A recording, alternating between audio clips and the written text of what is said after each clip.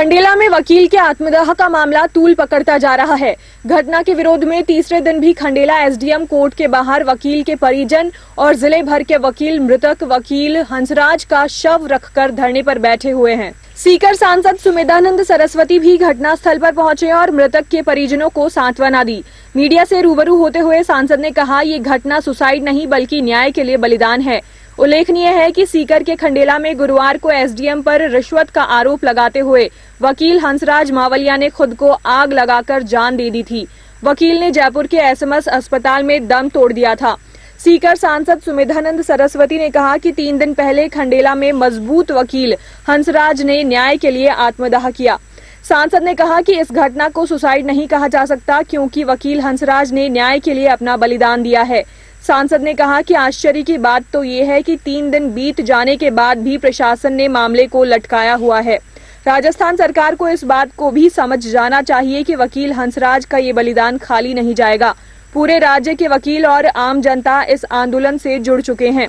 ऐसे में जब तक न्याय नहीं मिलेगा तब तक ये धरना जारी रहेगा। अभी 3 दिन पहले खंडेला के एक बहुत ही मजबूत वकील भाई हंसराज मावलिया ने न्याय के लिए आत्मदाह किया है। वो इससे पहले भी कई बार अपने साथियों को कहते रहते थे कि प्रशासनिक अधिकारी हमारे साथ में बहुत गलत व्यवहार करते हैं, और सुसाइड तो मैं ये इसलिए नहीं कह सकता इसको कि उस व्यक्ति ने न्याय के लिए बलिदान दिया। बहुत से लोग इस प्रकार की बातें भी करते हैं, लेकिन आश्चर्य इस बात का है कि 3 दिन हो गए हैं और प्रशासन इस बात को लटकाए रहता है। राजस्थान की सरकार को इस बात को समझ लेना चाहिए, ये जो बलिदान है ये खाली नहीं जाएगा। सारा समाज, पूरे प्रदेश और देश के अधिवक्ता और प्रबुद्ध जन इस आंदोलन के साथ जुड़ चुके हैं। इसलिए मुख्यमंत्री और मुख्यमंत्री के नुमाइंदे जितने भी हैं उनको इस बात को समझ लेना चाहिए कि जब तक इस हंसराज को न्याय नहीं मिलेगा तब तक ये आंदोलन खत्म नहीं होगा और ये आगे बढ़ता चला जाएगा। इसके परिणाम उनको भुगतने पड़ेंगे। देखिए, खंडेला के अंदर जो एडवोकेट हंसराज जी मावलिया का जो ये मामला है, ये इसको मैं आत्मदाह नहीं कहूँगा, ये कुर्बानी दी है इन्होंने भ्रष्टाचार के में जो डूबी हुई सरकारें जो है, और एक आम व्यक्ति को भ्रष्टाचार का तंत्र किस तरह से परेशान करता है उसकी बानगियां खंडेला में देखने को मिली। और सबसे बड़ी विडंबना की बात यह है कि माननीय मुख्यमंत्री जी संवेदनशीलता की बात करते हैं, भ्रष्टाचार में 0 टॉलरेंस की बात करते हैं, तो भ्रष्टाचार से दुखी होकर और एक न्याय दिलाने वाले व्यक्ति एडवोकेट जो खुद को न्याय नहीं दिला पाए और अपनी कुर्बानी दे दी। मैं तो इतना ही निवेदन माननीय मुख्यमंत्री जी से करूंगा कि वो अपनी कथनी और करनी के अंदर जो उनका अंतर है उस अंतर से बाहर आएँ और इस मामले में मावलिया जी के परिवार को न्याय दें और एक प्रदेश के अंदर एक ऐसा मैसेज दें इन दोनों अधिकारियों को, इनको तुरंत बर्खास्त करके और इनकी गिरफ्तारी भी हो और इस पूरे मामले की हाईकोर्ट के एक्टिंग जज से जांच कराई जाए कि आखिर में क्या मामला था, क्या कारण था। क्योंकि कोई भी व्यक्ति जो है वो मौत को गले नहीं लगाना चाहता जब तक बहुत बड़ी बात नहीं हो। तो इसके अंदर कोई बहुत बड़ा रहस्य जरूर इसके अंदर छुपा हुआ है। मैं तो कहता हूँ कि इसके अंदर दूध का दूध और पानी का पानी होना चाहिए, चाहे दो ही नहीं 5, 7, 10 जो भी इस अधिकारी इस भ्रष्टाचार के अंदर लिप्त हैं उन सबका ऐसा इलाज हो कि जनता के अंदर एक बहुत बड़ा मैसेज राजस्थान के अंदर जाए।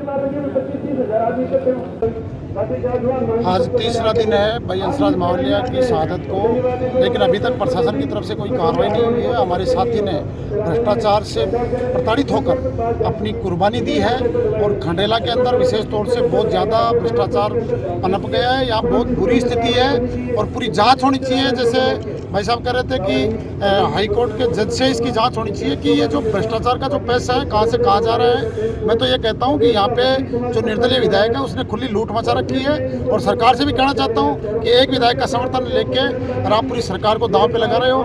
यहाँ पे नंगा नाच हो रहा है और भ्रष्टाचार पूरी चरम पे पूरे राजस्थान के अंदर आज पूरे अधिवक्ताओं ने कल पूरे राजस्थान में प्रदर्शन किया है और 2 दिन के अंदर अगर इसका निस्तारण नहीं हुआ तो सोमवार को पूरे राजस्थान के अधिवक्ता सड़कों पर होंगे। सुभाष मैं समझता हूं कि खंडेला की घटना ने पूरे हिंदुस्तान के वकीलों को झकझोर के रख दिया।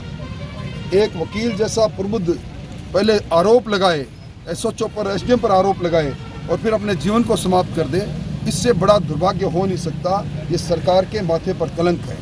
ये वकील का आत्मदाह सरकार को दाह कर देगा समय के साथ साथ, क्योंकि प्रबुद्ध वर्ग के व्यक्ति को भी आज न्याय की उम्मीद नहीं, इसलिए आत्मदाह जैसे जघन्य काम को करके ई लीला अपनी समाप्त करनी पड़ती है। इससे बड़ा दुर्भाग्य हो नहीं सकता। आज एसडीएम ने भी उस मुकदमे में अपनी तरफ से एफआईआर दर्ज कर ये उस परिवार के लोगों को दबाने की कोशिश की जा रही है, परंतु शायद एसडीएम साहब को एफआईआर दर्ज कराने के लिए प्रेरित करके सरकार ने छत्ते पर हाथ डाल दिया है। उनको पता नहीं राजस्थान के अंदर अधिवक्ताओं की ताकत पता नहीं। राजस्थान का अधिवक्ता खड़ा होगा, राजस्थान के अधिवक्ताओं के साथ हम भी खड़े होंगे, क्योंकि मूल रूप से राजनीति में आने से पहले हम भी अधिवक्ता रहे हैं। इसलिए अधिवक्ताओं के अधिकार के साथ कदम से कदम मिलाकर उनके साथ संघर्ष करें। इससे पहले प्रशासनिक अधिकारियों ने शुक्रवार को 3 बार धरने पर बैठे लोगों से वार्ता की, सभी विफल रही।